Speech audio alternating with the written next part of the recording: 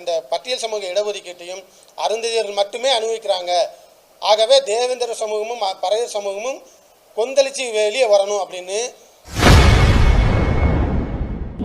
பட்டியல் சமூக இடஒதுக்கீட்டை அருந்ததியர் மட்டுமே அனுபவிப்பதாக கூறி சாதிய மோதலை பட்டியல் இனத்திற்குள் ஏற்படுத்தும் சீமானை கைது செய்ய வேண்டும் என ஆதி திராவிட முன்னேற்ற கழகத்தினர் பேட்டியளித்துள்ளனர். அது குறித்து தகவலை நம்ம இப்போ இந்த வீடியோவில் பார்ப்போம். விசிக பொதுச் செயலாளர் ரவிக்குமார் போன்றவர்களும் மறைத்துவிட்டு அருந்தையர்கள் ஏதோ ஒரு 3% தான் இருக்கிறாங்கிற உண்மைக்கு மாறான குற்றச்சாட்டை வைக்கிறாங்க.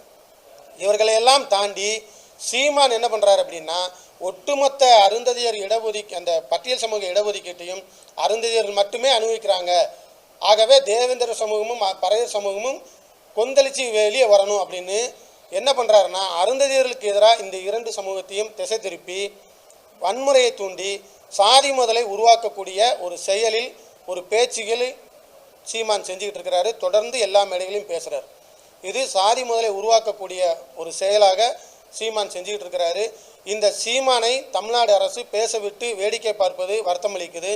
சீமான் மீது வன்முறையை தூண்டக்கூடிய குண்டர் தடுப்பு சட்டத்தில் அவரை வழக்கு பதிவு செய்து கைது செய்ய வேணும் அப்படிங்கிற கோரிக்கையை வைக்கிறோம்.